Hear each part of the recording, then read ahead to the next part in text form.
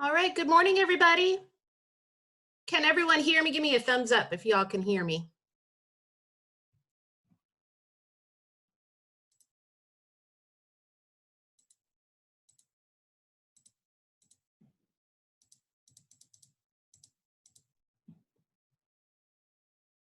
Folks can hear me. Okay, got the thumbs up. Thank you, Molly.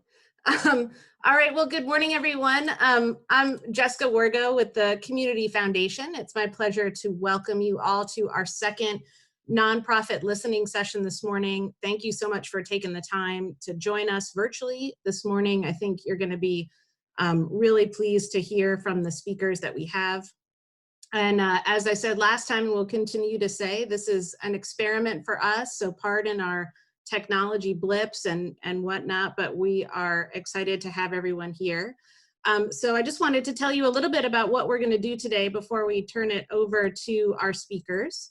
So we have some really excellent speakers today. Bill Flattery from Carilion New River Valley Medical Center is on the call with us, and he is going to talk through how our healthcare systems in the area are preparing. And I think you'll find that there's some really excellent work going on in the area that can make us all feel real comfortable and proud of our region. And then after Bill's talk, we'll move to Becca Richardson with Opportunity Virginia. And she's going to talk in particular about the CARES Act, how that applies to nonprofit organizations, and opportunities that you all have to be able to support your organizations during the pandemic. And then we'll take some time at the end to talk through some additional topic ideas that we want to have going into our May sessions. A couple logistics as we move ahead. So if you haven't done so already, when you're not talking, just mute your mic for me. It makes it a lot easier for folks to listen. And we're also recording the session, so it helps to not have that feedback and background noise on the recording. And then thanks to Marsha Underwood, we have someone monitoring our chat this morning, and I know several folks have chimed in on that already to say good morning. Feel free to use that chat to write some questions that you'd like to the speakers, which we'll have them answer towards the end of their comments. And then if we talk through different resources or things that you're aware of that you want the group to know about, go ahead and add those to the chat as well. And then we'll put those various links and resources into this presentation before we post it to the Community Foundation's website. So if everyone is ready, we are going to go ahead then and move to our first speaker, Bill Flattery with Carilion. And Bill, I am in charge of moving your slides around, so you just let me know when you want me to move forward through your presentation. All right, over to you, Bill. Thanks. Thanks, Jessica. And good morning, everybody. This is really peculiar to stand in my office and talk to my computer because it's just different, like everything else in our lives right now. So I'm going to do my very best for you. I hope you like the color scheme I picked for these slides, because I just wanted it to be bright and cheery to the extent that we need bright and cheery in our life right now. Jessica, go to the next slide if you don't mind. What I want to tell you this morning is that our health systems are ready. Come what may, we've been preparing for this for a long while, and we're ready. We've been coordinating well with the community, with Montgomery Regional. The hospitals are as ready as we possibly can be. The other part of this message is that social distancing has worked. It's been very beneficial for us as a community, and has allowed the hospitals not to be as overwhelmed as they could have been otherwise. And the third part of my message is that how and when we ease these social distancing restrictions will really dictate how well we continue to do in our community. So next slide, Jessica, if you don't mind.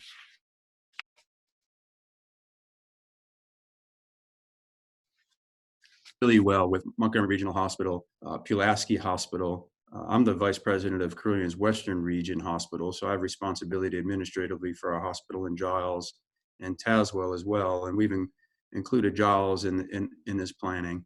We've been part of the New River Valley Public Health Task Force. On the left-hand side of this slide, you can see the participants in there. We have Dr. Noel Bissell participating very, very robustly from the Department of Health. Chief Wilson is the organizer of this. We have police, fire, rescue. We have Sheriff Parton there. We have local government, university representation. We have as many as 40 participants in these Zoom meetings that we're having, and we're coordinating things really well. And it's been fun to do this with our community partners so that we're not doing anything in isolation. And the cooperation between the hospitals, which some view as competing entities, has been really heartening. And we've done as well as I think we can possibly do because we've coordinated, and we have made sure that the patients in our area, the members of our community, are our absolute first priority in anything that we're doing. At the New River Valley Medical Center on the right-hand side of this slide, you can see the things that we've done to prepare. And it's primarily been around surge, getting ready for what might come if there's a large spread of infection in our area. So surge plans, we've increased our bed capacity at the New River Valley Medical Center by about 40%. The state laws changed in that we could petition the Commonwealth of Virginia to allow us to have more licensed beds. Our application has been approved, and we have about a 40% increase in our beds, doubling the size of our ICU and creating additional inpatient capacity as necessary. In Carilion Clinic, we added about 22% more beds in Roanoke. At the New River Valley Medical Center, we've expanded our ED capacity by at least 80%, with plans to bump out more. And we've created a process for drive-through triage and treatment if it becomes necessary. We have all of these things ready to go on a moment's notice if they're needed. And I know that Montgomery Regional has done the same thing. They've done very similar things. Their campus is structured a little bit differently than ours, obviously, but they have the same processes in place. We've been able to share notes and talk about best practices, and we've tried to do things pretty much in lockstep. When we hardened our campus to make sure that if we had a lot of traffic, we had one-way flow of traffic to make sure that it wasn't as chaotic as it would be otherwise, Montgomery Regional did the same thing at the same time. And across the Carilion enterprise, we've transitioned to e-visits as much as possible. And we've done almost 15,000 visits with patients electronically.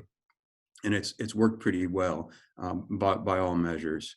The other thing that we did early on was we postponed non-emergent tests and procedures. We did that before the governor's order to do so because we wanted to make sure that we were doing everything we could to contain the spread of the virus. This slide is intended to say this: we are ready. We've coordinated well with the community, with police, fire, rescue, with our first responders, with Montgomery Regional Hospital, with Pulaski. Giles has been involved. Our community's resources for healthcare are ready.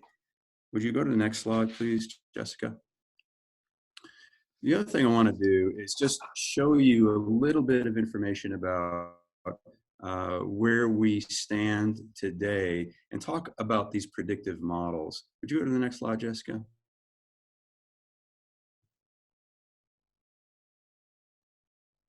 I point you to the Virginia Department of Health website. You can see the address down there in the lower right. This is a good source of information. They have all sorts of data and statistics on there. I pulled these data in the morning yesterday, so they're not the freshest. These numbers have changed, I guarantee you, but this gives you perspective. You can see the map of the Commonwealth and where the clusters of infections have been. And you can see that as of yesterday, we had 102 breakouts, total breakouts 102. And you can see where the breakouts occurred. Long-term care facilities account for about 55% of the total breakouts that we've had in the Commonwealth. And you can see the number of cases, the deaths associated with that. The good news is that we haven't had widespread infection like other places have had. So we have not been overwhelmed yet. The risk is that we'll have long-term care facilities which house a high number of at-risk people in close quarters, that a breakout there could really change the complexity of what we're dealing with here. and change it in pretty short order. So we're working with the local nursing homes as well to help them with whatever they might need. We have really good, strong facilities people at both areas. If we want to put an isolation wing in, we can help them do that. We're going to help with infection prevention things. We can help them understand this PPE. This is something that we all know now. PPE is personal protective equipment. We didn't all know that just a few months ago, but it's part of our lexicon now. We can show them how to properly use the PPE. So this is something that we are focusing on now to make sure that we don't have an outbreak like we did. The other thing about these outbreaks is that the local Department of Health has done a really, really good job isolating a breakout. The best way you can control the spread of disease is by catching it at its early stage, doing tracers and isolating those that might have been exposed so that they don't have the opportunity to share it more broadly. Would you click again, Jessica? And these are the data from the New River Health District. You can see the localities that make up our local health district, and the preponderance of cases are in Montgomery County. Next, Jessica.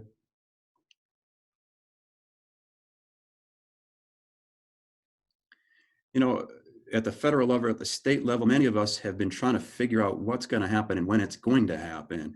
And the main statistical model that the federal government has used, that the governor was using to guide his decisions early on, was the University of Washington's model that you see outlined on the left there.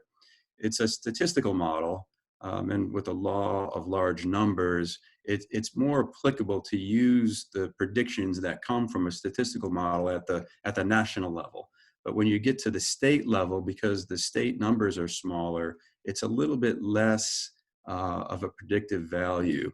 The other day, this week I think it was, the governor introduced a new model that you can see on the right-hand side. This was developed by the University of Virginia, and it's specific to Virginia. It's a different type of model that might be a little bit more predictive for what we're seeing here.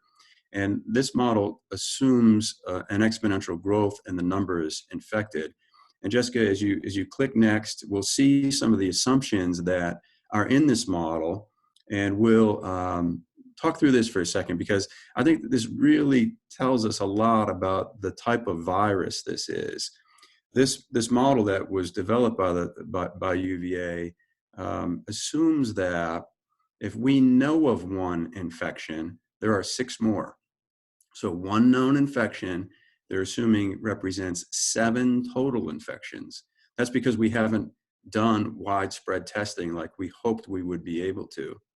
The other point in this model that says a lot to us about this virus is that 50% of us are infected without showing symptoms.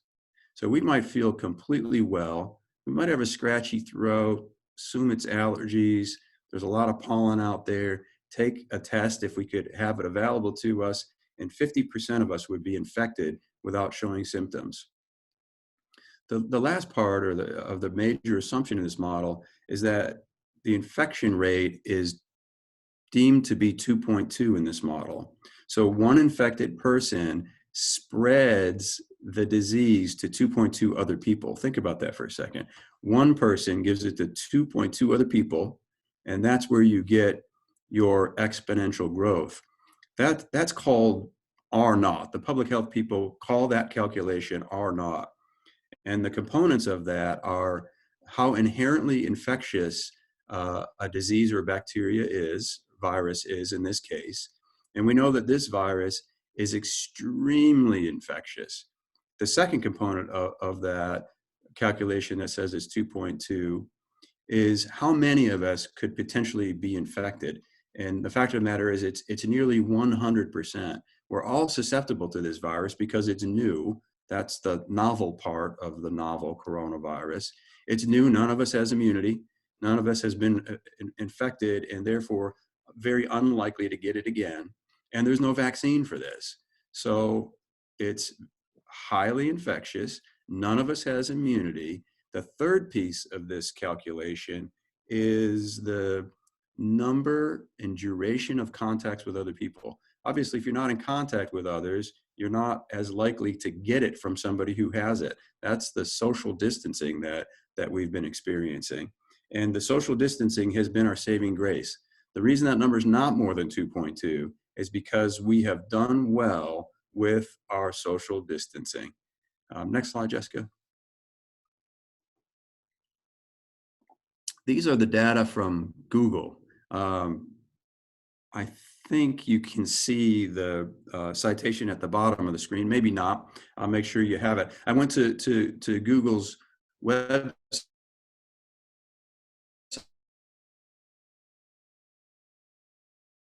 where they start at the baseline in February 23rd, and you can see the degree to which we have changed our patterns of moving around. It's a little bit creepy that Google has all this on us, but they do. You can see a pretty precipitous drop in retail and recreation. Grocery and pharmacy peaked for a little while and then dropped down. It peaked while people were rushing off to the grocery store to buy all the toilet paper they could. Workplace has changed rather significantly. Many more of us are working from home than before. And this isolation, these restrictions have really, really helped us tamp down the spread of this virus. Jessica?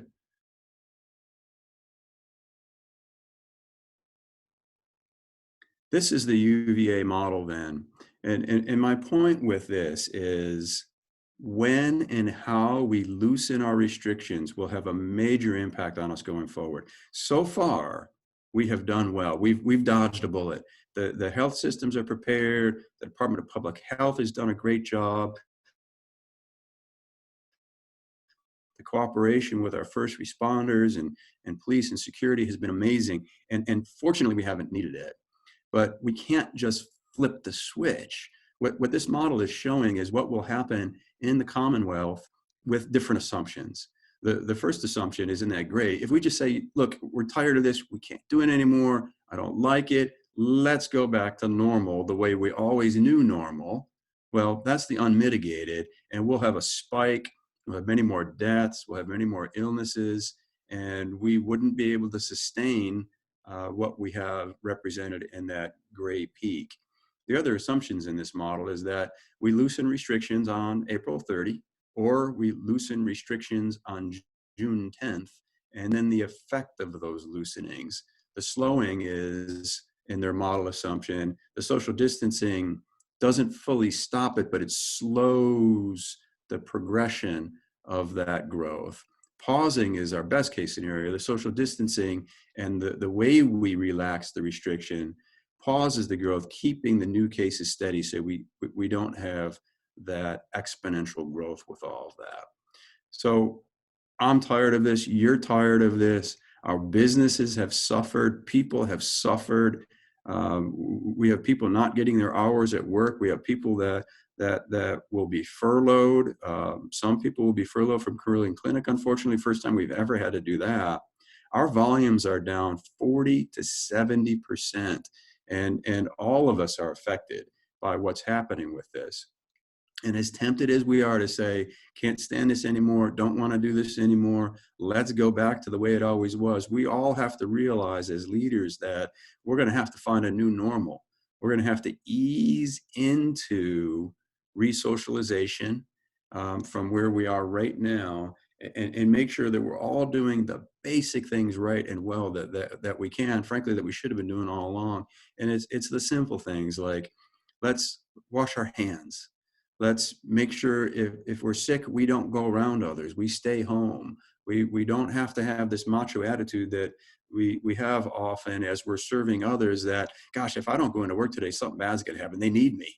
Well, we have to be smarter about that going forward. We're going to have to find our new normal because the old normal isn't going to work for us going forward. The other thing we have to understand is we haven't seen anything like this in a century. We've seen the stories and heard and read about what happened during the Spanish flu. This is a once in a century type event, but we should also understand that it's likely this will happen again, and it'll happen in faster sequence than once every 100 years. It's just the nature of the world that we live in. There's many, many more people. We're in closer contact than we ever were before. We're a lot more mobile than we've ever been. We can get on an airplane in China. We can fly to the United States, vice versa. We've really made the world smaller. So we have to understand that this is bad, but it could happen again. Is this my message of hope? I was hoping to encourage you all. Jessica, next slide.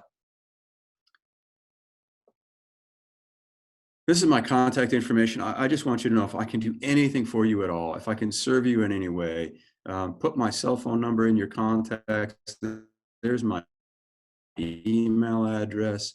I check my email as frequently as I can. I try to keep up on it. If I can do anything for you or anybody in the community, please let me know, and I'd like to do that. I'm ready for any questions.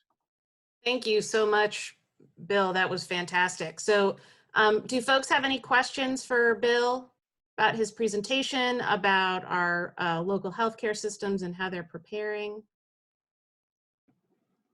Anything on the chat for us? Let's see. Nothing on the chat. Nothing on the chat. I think we've got somebody who's working on a question. I see some messages from the chat. Wow, 50% without symptoms. That's what makes this so pernicious. And it's that we could be a carrier or be a vector and infect others and never know it. So in my simple mind, I'm trying to think that anybody I'm in contact with, I might be potentially infecting. I'm trying to be careful with that. And I'm trying to look at other people and say, let's be careful because you might have it as well. And that's what makes this so darn tricky. Most patients become symptomatic within 5 days, but they have enough viral load after a day and a half to 2 days to share it. So they'll be walking around, and before they become symptomatic, 50% are symptomatic at testing. They've had ample opportunity to infect others, and the other half, the other 50%, never become symptomatic, but they can become carriers. We do have a couple questions now. Bill, do we have any shortages of PPE in the area? We do, but we've been managing it to the best of our abilities, and we're beginning to get supplies. There's been such an outpouring of love in our community, and places that had these N95 masks that we're using in industry donated them to the local hospitals.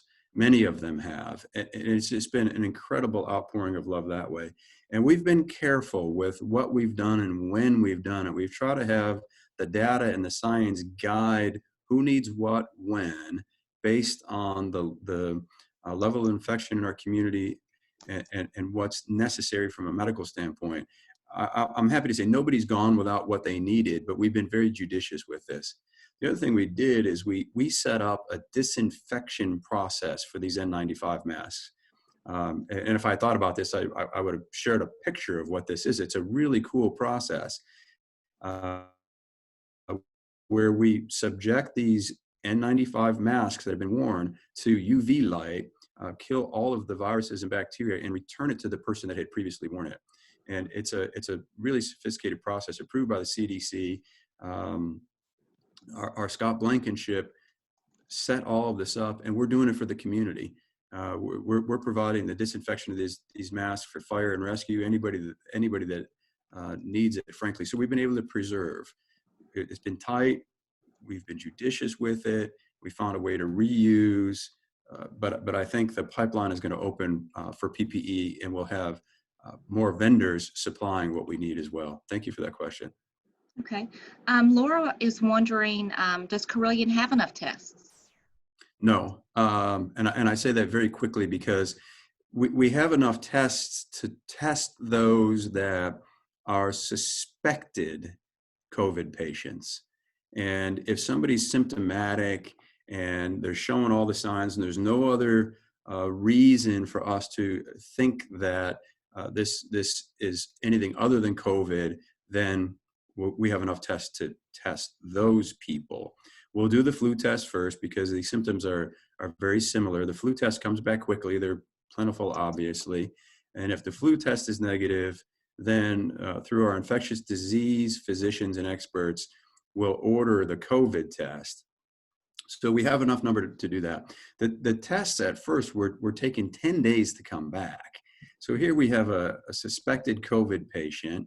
We have to use the PPE when we take care of them. The PPE is in short supply. And we want to make sure that we're not running out. There was a lot of tension around that. There's been more labs that opened up to allow us to do the testing faster. We used to have to it sounds like a long time ago. 4 weeks ago, we were sending the tests off to California to be processed. Now we're processing them in Virginia. We're going to process them locally in the New River Valley soon. So more capacity to test, but still with the greater increase in testing, the tests are coming back in 4 and 5 days on patients. Fortunately, we set up a process that if a healthcare worker has been potentially exposed, or if they become symptomatic, we can have them tested and put that test at the front of the line, and that test comes back in 24 to 48 hours. At one point, because we had people exposed here at this hospital to a suspected COVID patient, I had 3 physicians, 8 nurses, 3 respiratory therapists, and 6 environmental services people out of work. We had to say, this is a suspected COVID patient. You treated them. We're going to have to put you out of work, isolate you at home until we know that this patient is negative. That took a long time. Now the process is, if one of our team members at the hospital was exposed, we can expedite that test and get them back to work. That was one of my greatest fears, is that we're going to have sick people and nobody to take care of them because we're not ruling out the infection fast enough. Okay. We had another question about obtaining a test and who gets tested. I think you've kind of covered that. We've got a question asking, any advice about large charitable events in the fall/winter? Yeah. We're going to have to figure this out together. I honestly don't know. I think we could find a way of doing it that people feel safe enough to participate, and that as leaders, we're not unnecessarily putting people in jeopardy. We'll have to figure that out, cross that bridge when we can. You know, there is a scenario where this virus really does die down. The nature of a virus is it can't live outside a host. And if we're not sharing it with one another, it has nowhere to go, and we can really tamp it down. The other thing I'm really hopeful for is that we get a vaccine that's effective, because that will give people comfort. Flu is a vaccine. We get a flu shot. We should be getting a flu shot every year. But still, many of us get sick with the flu. And it doesn't create the level of fear that this virus does, because, again, we don't have a vaccine for this virus. So the VA model is saying if we're not careful, we're going to be in trouble. But we can't keep living like we are either. So we're going to have to strike that balance. And you start thinking about things like football season. What are we going to do with football season? And those questions are being asked and discussed and debated now. Okay. Another follow-up on the testing. Can individuals ask to be tested at any time? Do they have to go through a drive-through testing to do that? And are people being required to get screened by the health department? Yes, and yes. Thank you for that question. We have coordinated with the health department drive-through testing, and they have really gotten it figured out. And we have support from our local police folks. The fire and rescue people are participating. We have nurses from here participating. Drive-through testing. There's an 800 number that you can call at the VDH. And if they think that you need a test, then they will give you what's equivalent to a prescription, and you go to the testing site that day. Today, it's going to be at Blacksburg High School. Yesterday, we did testing south of here. We've done testing at the mall. So we have drive-through testing, In 2.5 hours, we processed almost 300 people through that last week. It works, but you have to have a prescription for it. In the best case scenario, we would have broad testing, and anybody that wanted to be tested could be tested, because that gives us our best chance from a public health perspective of knocking this down. If we could test globally or broadly like we would want to, we would know, hey, you're one of those 50%, you don't have symptoms, but you have this, go home. Here's our recommendations. This is what you need to do, and this is how long you need to do it. So they're not unwittingly sharing this. And if we could test broadly, we could find these hot spots and tamp them down before they have an opportunity to spread at that exponential number of 2.2 in this model. So not everybody can get it yet. I wish we could. I wish what the federal government had represented a few weeks ago was in fact true, but we're not there yet. And I don't know that we'll be there soon enough to make a big difference with this. But again, as I said earlier, this is not the last time we're going to see an outbreak of this type. So we better figure out what it is that we need to do better as a nation going forward. Okay, thank you for that. A quick question from Laura on the cost of that testing. I honestly have no idea, because we're not charging people. If they have insurance, part of the federal legislation is that their insurance company has to pay for the testing. So we're billing them, but no patient is getting a bill. So good question, but I haven't thought one bit about what the cost is. I'm just trying to get as many of them as I possibly can so that we can take care of our community. But to the individual, the cost is zero. What it costs the medical providers, what it costs me, I have no idea. I haven't paid attention. Okay. All right. And one last comment before we have to move on to our next speaker. Stephanie's giving you a little shout out. Great information. Answered lots of questions she feels like that the general public might have. She's wondering if there's any chance of taking your presentation and making it public. I would be fine with that. But I don't want to be seen as the guy with the PowerPoint slides and all the answers. I have as many questions as I have answers.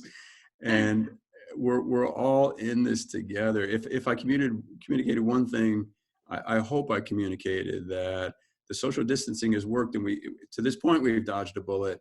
But collectively, we're going to have to figure out what it means to ease back into what will be a new normal. And those answers I do not have. I just know what the questions are, and I know what the issues are. But I'm happy to share this message as broadly as I possibly can. I feel like that's part of my community service to this community that I love. Okay, Bill, we've got one more question, but I know we need to move on. I'm going to go ahead and make a note of that, and we'll share that with you and get feedback after the event is over. Great. Thanks, Marcia. Bill, I can't thank you enough for taking the time to do this morning. Folks, I think for those who know Bill know that, when he's putting his cell phone up on a slide, it's because he really does want us to contact him and be a resource. And as you can see from the presentation, he and many of the people that he works with are just tremendous resources for the community. So if there are other questions, you can put them in the chat. We can forward them along to Bill. And then this presentation will be put online on the Community Foundation's website under our COVID-19 resources so that you can share that with others as well. So Bill, thank you so much for taking the time this morning. We really appreciate it. Thank you for thinking of me, and stay safe, everybody. Thanks for all you're doing. Great. Thanks, Bill. Okay, so we are going to move ahead. That gave us an excellent overview of how our community is preparing from a health perspective. But of course, we also have to think about how we get through this as a community from an economic perspective for our organizations. Because social distancing is so important, we need to make sure that we're being thoughtful about when we open up again and how we do that. And yet at the same time, we have to be able to continue the work of our organizations. And so I'm pleased that Becca Richardson with Virginia Community Capital and Opportunity Virginia is going to be talking to us about, in particular, the Paycheck Protection Program, which some folks may know about already, but not everyone. So we wanted to make sure we covered that, as well as what we've learned as that particular program has been up and running and how it might be going forward, and some things that you can think about in terms of resources. So Becca, with that, I'm going to turn it over to you, and you just like Bill did, let me know when you want me to move through your presentation. Great. Thank you so much, Jessica. First of all, I want to thank everybody for showing up this morning and being a part of this conversation. Bill, all of the messages that you shared have been, in the past 30 minutes, incredibly comforting to me. And that was a lot of information that I didn't know. So thank you very much. And like Jessica said, we're all trying to take care of ourselves and each other. I understand that most of you are members of nonprofit organizations, and you also have your organizations to think of, and the financial well-being of your employees as well. So what I want to address is specifically the US SBA Paycheck Protection Program, and give you all an overview of how a wounding perspective, which is the angle that I'm going to approach this from, and also how to apply. And if you'll go to the next slide, Jessica, I'll just go over the agenda. As I mentioned, we're going to talk about how the program works, the loan details, my perspective from the lender capacity, the application process, and then I'm going to make sure to be as efficient as possible in my message so that we have time for Q&A at the end of this. But again, I want to stress that this is one of a variety of COVID virus relief programs available. And I'm going to mention a few others as we go along. But since this is the one that seems to have the most immediate cash infusion to nonprofits and small businesses and independent contractors, I think that this is relevant to talk about right now.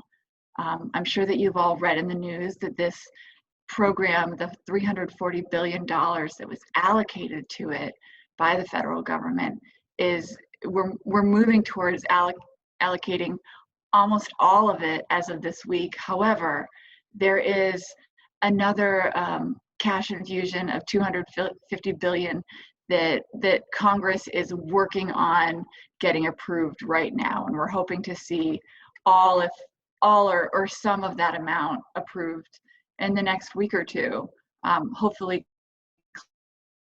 closer to the next week, so that we can continue processing applications and continue getting money for nonprofits and others to be paying employees during this time. So with that being said, I want to move to the next slide. What is the Paycheck Protection Program?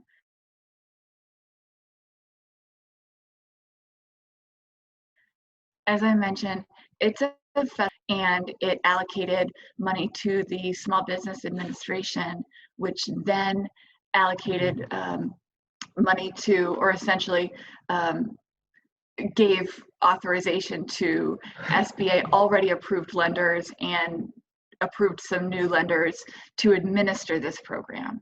So applicants such as nonprofits and small businesses, independent contractors, apply directly with banks for this loan program, which is different than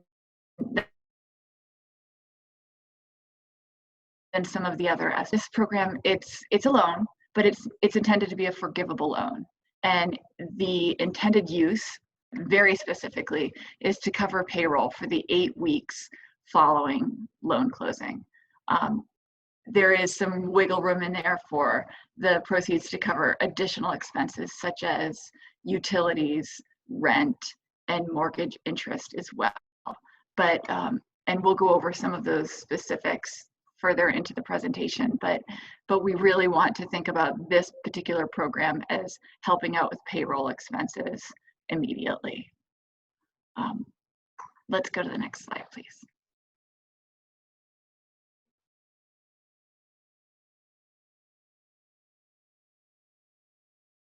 Loan, forgivable loan, but if we want to look at it in the most conservative fashion, it is a loan with a maturity of 2 years and an interest rate of 1%. So obviously those are terms that make this accessible to a lot of different organizations based on the low interest rate. Payments are deferred for 6 months. So the way that this is intended to work is that organizations who receive the proceeds are going to use them in the immediate 8 weeks and then apply for loan forgiveness.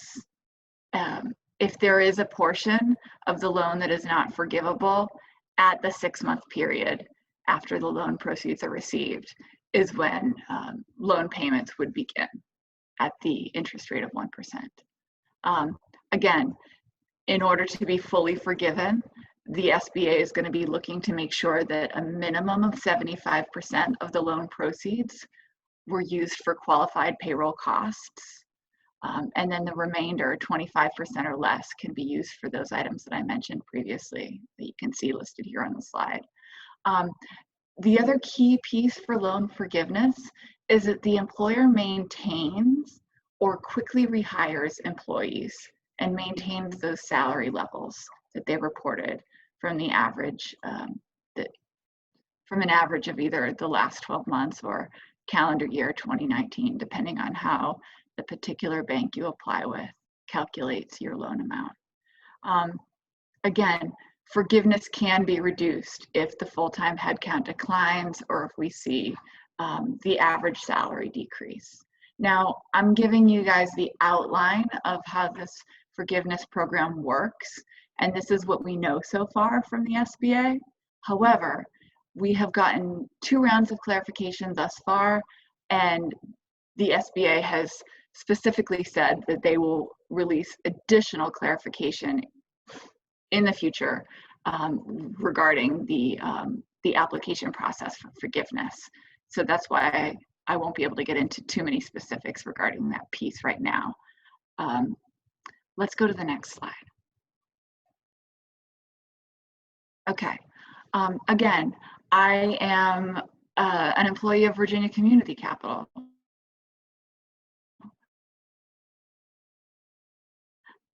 In my project development for Opportunity Virginia, which is a program within VCC. It's grant funded that focuses on opportunity zones. But right now it's all hands on deck to help out all of our applicants to get this money out the door for VCC. But I wanna just give you a glimpse into what it looks like from the lender's side of things. This is a very fast moving, high volume program. We've had to create and adjust our processes as we go and as we get clarification from the SBA. So applicants, I understand, Sarah Nucci, I just want to comment that I love your dog. I want to let applicants know that we all see how stressful and frustrating this can be from an applicant's perspective. I can't imagine exactly the anxiety that you are experiencing being decision makers in your organizations. And so as you get, if you've already applied or if you're going to apply, expect to hear back frequently from your lenders saying, we've gotten more guidance. We need this additional documentation from you. Thank you for your patience. So we're trying to keep up with this process and also get the money out the door at the same time. Here's the deal with banking relationships and this particular program. We have a tremendous amount of volume, and we want not to, we're not looking to market this program necessarily and get new business for new clients. What we want to do is make sure that organizations have access to this money.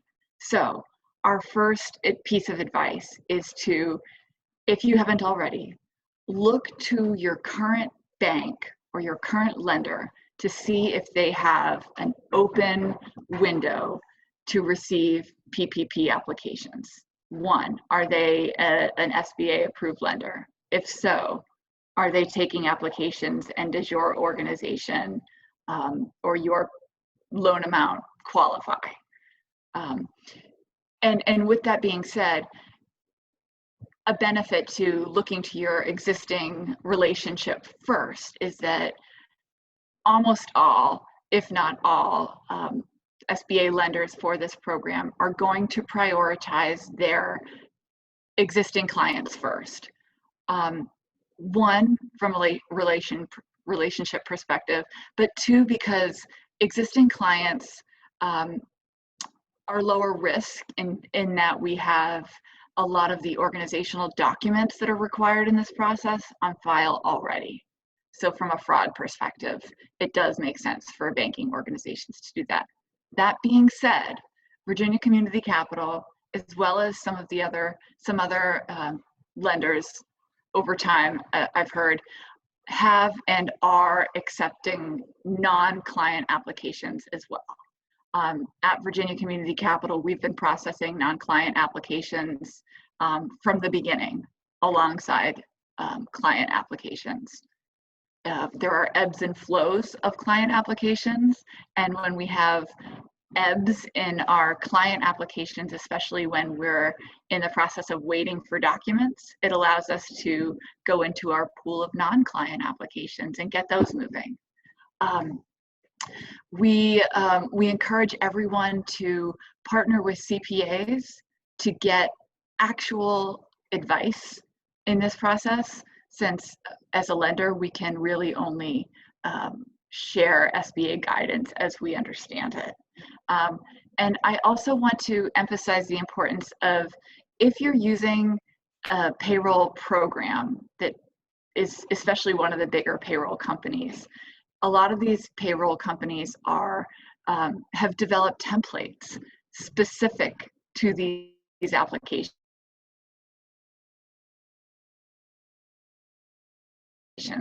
for the SBA PPP program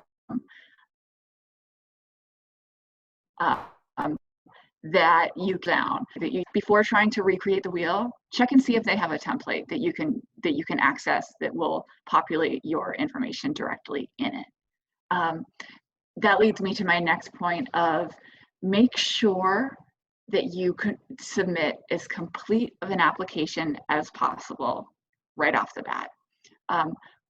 It's a balance between getting your application into the queue with the bank as fast as possible in order to get access to money, but at the same time, making sure that you have gone through your bank's checklist and addressed every single item on that list. And what I encourage folks to do is copy and paste that list directly into your email with your application. And if there are items on that list that don't apply to you, put a dash next to that item and say, this doesn't apply, here's why. Or, I don't have this document, here's why. And it's going to help your lender go through your application a lot more smoothly, and hopefully not have to ask you to make a resubmission or go back and forth with you if that's part of their process. And then lastly, from a lender's perspective, and this applies as well from an applicant's perspective, there are two phases to this program. We're in the first phase right now, applying for the funding. And from a lender's perspective, getting the funding out the door. The second phase is remembering that everyone's going to have to go through the application for forgiveness as well. And while we don't have specific clarification on how that forgiveness process works from a process perspective, we can tell you, prepare in advance. And what I mean by that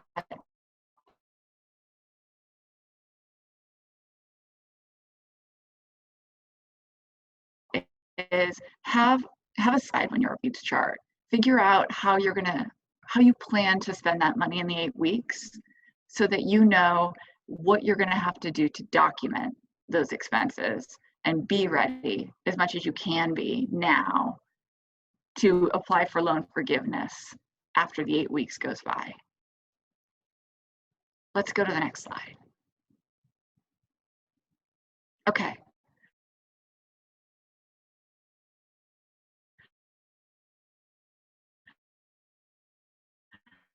The application process. I want,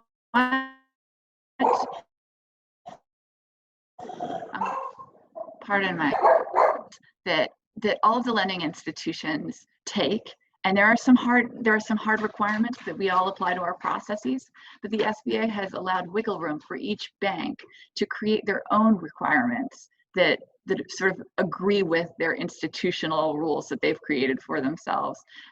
So what you're going to see in every lender's process is that the documentation required from each lender is going to vary lender by lender. So what I want to show you quickly in a moment as an example is VCC's checklist, so that we can get an idea of what it looks like to apply to this program. But I do want to hedge and let you know that when you apply with your bank, or any other bank, you want to make sure you go through their checklist because it's going to vary. And lastly, before we click on VCC's document checklist, I want to stress for nonprofits the importance of looking at your bylaws and making sure that you have clear documentation that addresses who can sign this application. And it is not atypical for these bylaws to be ambiguous, or for these bylaws not to address who an authorized signer is at all. So what we're seeing and what we're stressing with nonprofits is, as you're putting together your application, let this be the first thing that you look at, because you might need to call an emergency board meeting and get a corporate resolution that states our executive director or our board chair, or whatever the situation is in your nonprofit organization, such and such person is authorized to sign the SBA application. Or you might create a more broad bucket of applications or documents that they can sign, but something that you could submit to the lender to say this person indeed is authorized. Because from a VCC perspective, this is something that has been a hang up, and especially since this is something that might take a little time, we're accepting bylaws and all the other documents on the list, knowing that some of these nonprofits might be coming in at the last minute, right before we get this loan submitted to the SBA with the documentation for a corporate resolution, for example, that might be the last piece of information that we get as we submit the loan, because we know this takes a minute. But I'm bringing this up because it's something that's required, and it's something that that might take some action on your end to get updated. I'm going to leave. I want to take 5 minutes to go over our checklist, and then I want to make sure that at 9 o'clock we pause so that there's plenty of time for Q&A. So Jessica, if you wouldn't mind clicking on the link for document checklist, that's going to take us to the Virginia Community Capital's website, hopefully. And if that's not working for you, Jessica, you can go to vacommunitycapital.org. Thank you for your patience, everyone.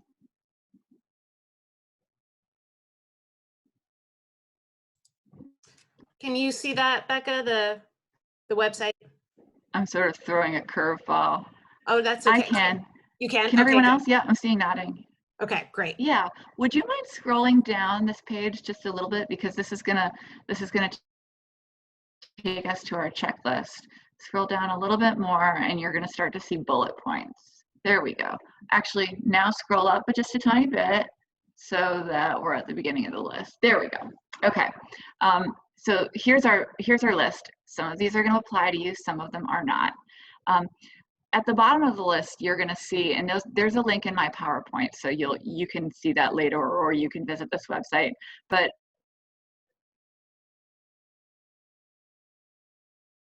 the first form, everyone's going to figure that out, or everyone's going to need that, and that's going to be signed by the authorized signer for the nonprofit organization.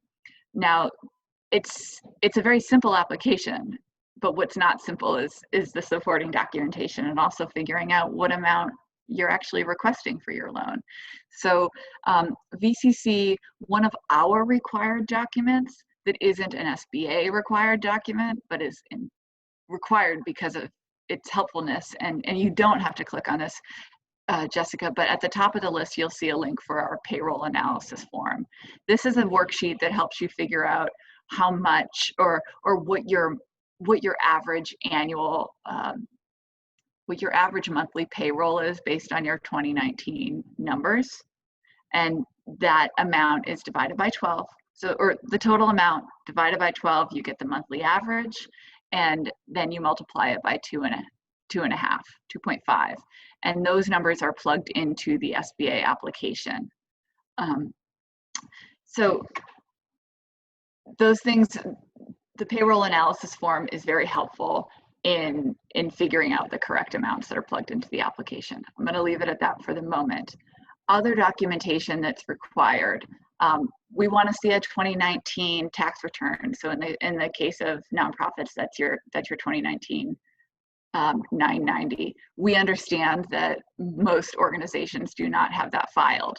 Therefore, we want to see your 2018 990 and your 2019 internal financials, if that's the case. So skipping forward a couple bullet points, you'll see that we say January and February 2020 in-house statements, if available. Those are very helpful for determining the forgiveness piece of the program as we move forward. They're not required at the moment, but they are helpful to have. We're going to skip over the next bullet point. September 30th and December 31st payroll tax filings with proof of submission. We want to see documentation that employees are being paid and that payroll filings are being made with the Virginia Employment Commission. Organizational documents. We are following the Bank Secrecy Act, which is really what all banks have to follow in order to prevent fraud, anti-money laundering, etc. This is where we are going to ask you for pretty much all of the organizational documents we can think of regarding how your organization is set up. So in the case of nonprofits, there will be, and I am not an expert of nonprofits, so please forgive me if I get any of this wrong, but obviously there's going to be bylaws. There are going to be articles of incorporation and organization. There's going to be an EIN number. Correct me if I'm wrong on that. We also want to see personal information for any signer. So if there is, for the person that is signing the document, we want to see a copy of their driver's license, and we want to see, we need to know what their social security number is. We do not need to see their social security card, but we do need to know what we need a number written on one of the documents. Now, let's see here. We've gone through the list. I know that I've gone through it pretty fast, but I want to make sure that we have time for Q&A. It's 9:01. One last thing that I want to mention. This program pays for mainly payroll. This program can be combined with another program that's offered by SBA. It's referred to as the EIDL, and I've linked to it in the last. And if you want to go back to my PowerPoint, Jessica, the very last slide is a list of resources. EIDL. Now, this is I haven't gone over this in detail because this is not something I'm an expert on, but if you go to the link on the last page for the EIDL, that's the Economic Injury Disaster Loan Emergency Assistance. It's a true mouthful, but essentially what this does, this is a program it is a loan. Part of it can be ends up being a grant in the beginning, and I don't want to speak to eligibility for that part, but you can read the website. These funds, this application, you can apply for both programs, and as long as you're not using the money for the same thing. So for example, as long as you're not saying, I'm paying XYZ employee with these funds and with these funds. If you're using the money for different pots of expenses, you can apply for both.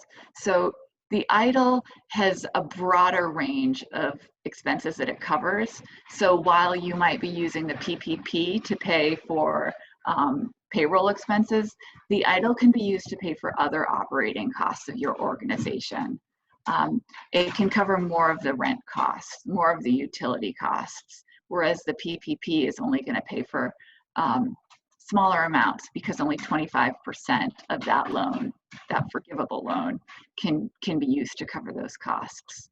So when we talk about the timeline of helping your organizations stay up and running during this time, you may have the immediate cash infusion for payroll of the PPP, and you may also have the opportunity to have sort of an immediate to midterm cash infusion for operating costs from the EIDL. And just to add a little bit more color there, the EIDL is a longer term loan program in that, one, you have till December 30th to apply for it, and two, it's actually a 30-year loan program versus this 2-year loan program of the PPP. The interest rate's a little bit higher. You can read that on the website, not significantly. I believe it's 2.5% to 3.5%. Please refer to the website and don't quote me on that. But I want you to be aware of it as a supplementary piece of funding, because I think that every bucket of resource in order to help your organizations, help your communities, are most important, because we want to keep you guys afloat. So I'm going to leave it at that. I want to say thank you. And also I'm going to answer questions with the caveat that I can only really convey SBA guidance as we understand it from a lender perspective. And I want to make sure that I'm not giving specific advice. Okay. We did have one question from Laura. She just wanted to confirm that the Paycheck Protection Program is tapped at 2.5% of an average monthly payroll for a 1-year period. Is that correct? Okay, so essentially, yeah, the 2.5% refers to that 2.5 multiple that we're talking about. So let me look at the question again real quick.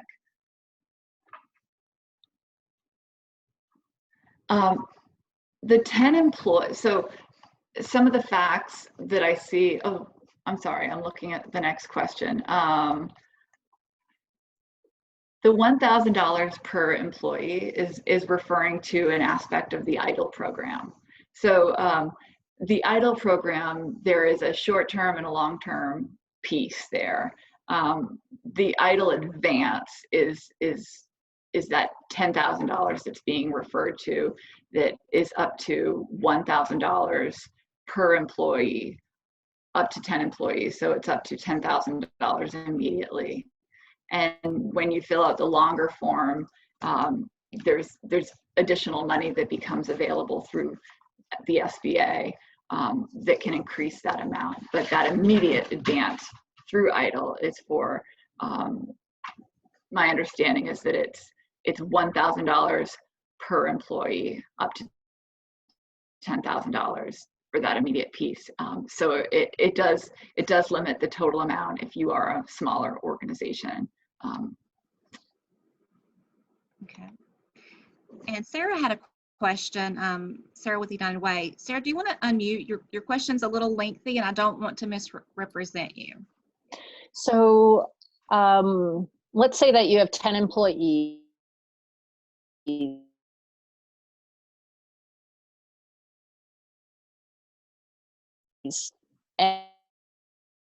And you've been reducing PPP more. let's say that you get the loan for the full 10 employees. You can use some of the PPP for rent and utilities. And let's say that that's equivalent to the 5th full-time employee. Mhm. Let's say you put in your, all of your reporting information so that, yeah,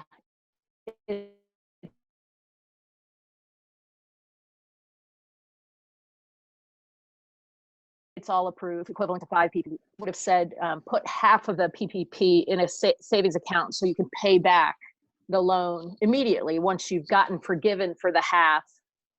And then you have to pay interest on that part of the loan. Is that correct? Or if it's before 6 months, no, I don't know. Do you know? So yeah, I understand your question, and your line of thinking is how I've been approaching it as well. So let me repeat your question just a little bit to make sure that I'm understanding it correctly. You're saying, and so we're applying for these loans based on averages from last year. And let's say last year we had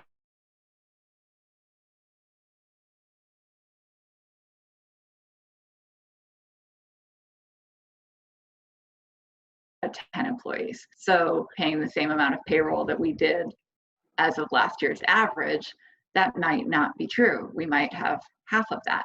So we do not have guidance yet exactly on what that, let's say that we aren't able to maintain those levels, but we have that funding put in a savings account to pay back.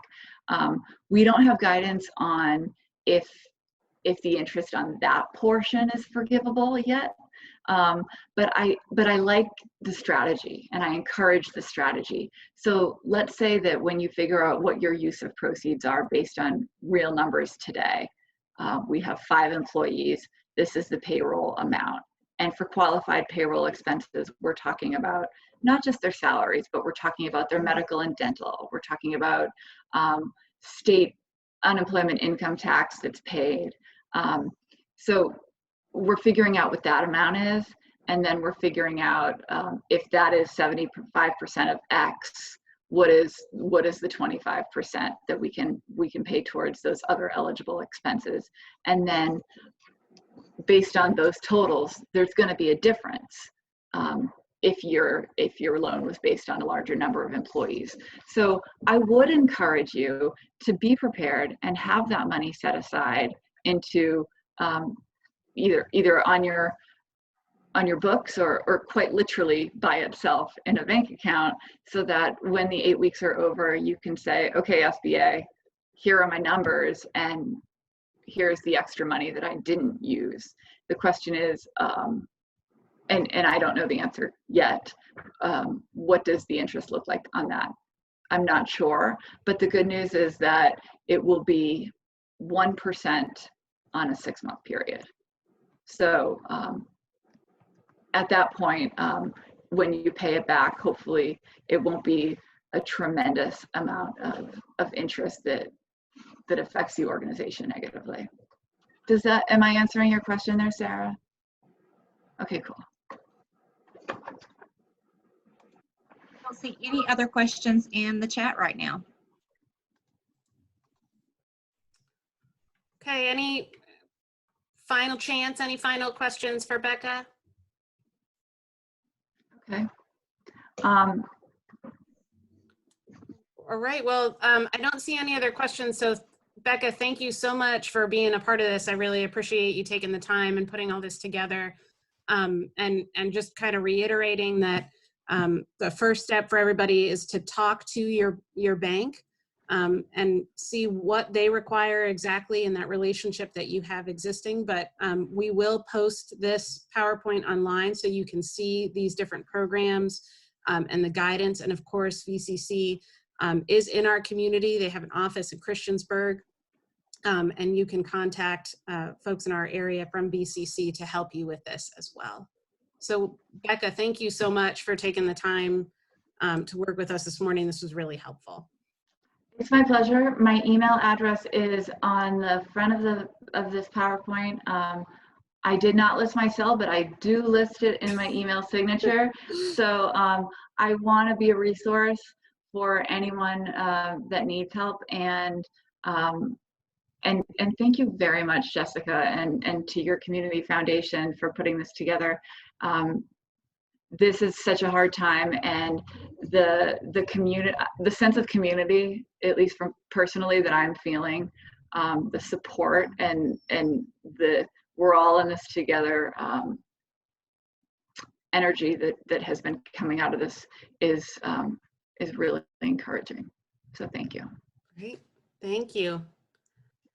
So just moving ahead, everybody, as we wrap up today, I just wanted to kind of do a couple of reminders and then gather some feedback from you. Just skipping over the first bullet, just a reminder that we do put both the recording for this session as well as the PowerPoint with the various links on the Community Foundation's website. If you go to our COVID-19 page, there is a resource page in particular. And that will have these recordings, both this one today and the one on April 2nd, and then going forward. So keep an eye out for that. That should be up within the next couple days. And the next call that we have is on May the 7th. And so you can see as well some opportunities to share resources, as well as a Google form that we have online if there are particular issues or topics you want to talk through. But as we have a couple minutes as we're wrapping up, you're welcome to either unmute and give your ideas, or to write in the chat if there are any particular types of speakers or topics that you would like to talk through on May 7th. I've heard from some folks things around mental and emotional health as they relate to COVID-19 and how we can best support our staff, our volunteers, and our clients. So that could be an option. But any guidance or ideas that you all have for topics? Go back. So something on actually on the EIDL program itself, we could certainly do that. So more information on funding sources, particularly loans. Any other ideas folks want to share right now?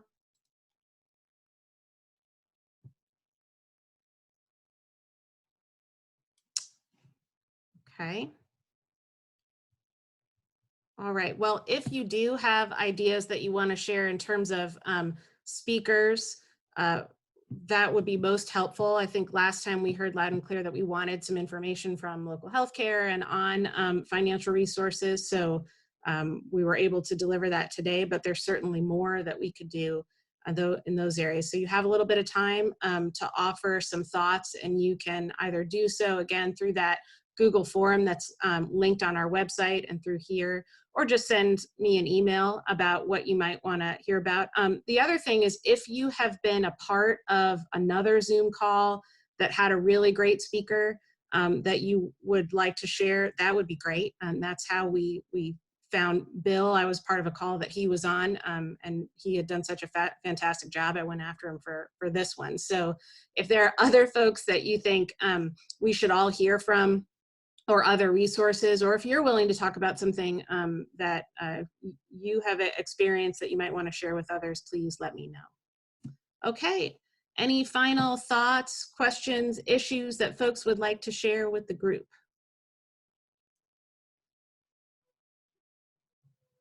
Let's see here.